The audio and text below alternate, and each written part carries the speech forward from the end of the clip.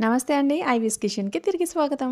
ఈరోజు మీకు చాలా సింపుల్‌గా చామదుంపల ఫ్రై ఎలా చేసుకోవాలో చూపించబోతున్నాను. ఎప్పుడూ చేసుకునే పులుసులా కాకుండా చాలా ఈజీగా తయారు చేసుకోవచ్చు. దానికోసం ముందుగా స్టవ్ మీద ఒక 300 ఎంఎల్ వరకు వాటర్ పెట్టుకొని కొద్దిగా పసుపు, ఉప్పు వేసుకోవాలి. ఇందులో చిన్నగా కట్ చేసిన చామదుంప ముక్కల్ని వేసుకోవాలి. వీటి పైన పీల్ చేసుకొని వేసుకోవాలండి. ఉడకబెట్టాల్సిన అవసరం లేదు.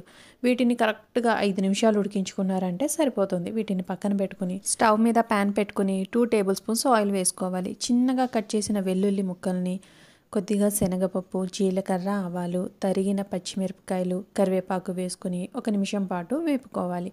ఇవి కాస్త దోరగా వేగిన తర్వాత ఒక పెద్ద సైజు ఉల్లిపాయని ఇలా సన్నగా కట్ చేసుకుని వేసుకోవాలి.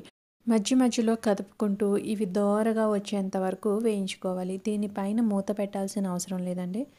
ఇవి వేగిపోయినాయి కదా! ఇక వాటర్ నుండి సెపరేట్ చేసిన చామదుంప ముక్కల్ని ఇందులో వేసేసుకోవాలి. ఇందులోనే సరిపడా పసుపు, రుచికి సరిపడా ఉప్పు వేసుకుని ఒకసారి బాగా కదిపి మూత పెట్టేసుకుని మధ్యలో కదుపుకుంటూ ఈ ముక్కల్ని బాగా మగ్గనివ్వాలండి. అప్పుడే లోపల వరకు బాగా కుక్ అవుతాయి. ఇవి ఉడికినాయా లేదా అనేది ఈ విధంగా చెక్ చేసుకోవాలండి. మనం చేత్తో చూసినా కూడా తెలుస్తుంది.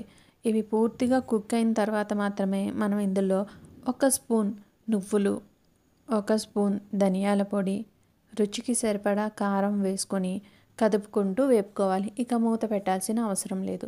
వీటిని దోరగా వేయించుకోవాలండి. ఉప్పు, కారం అన్నీ సరిపడా చెక్ చేసుకోవాలి. చివరిగా కొద్దిగా కొత్తిమీర చల్లుకొని స్టవ్ ఆఫ్ చేసుకున్నామంటే చామదుంపల ఫ్రై రెడీ అయిపోతుందండి.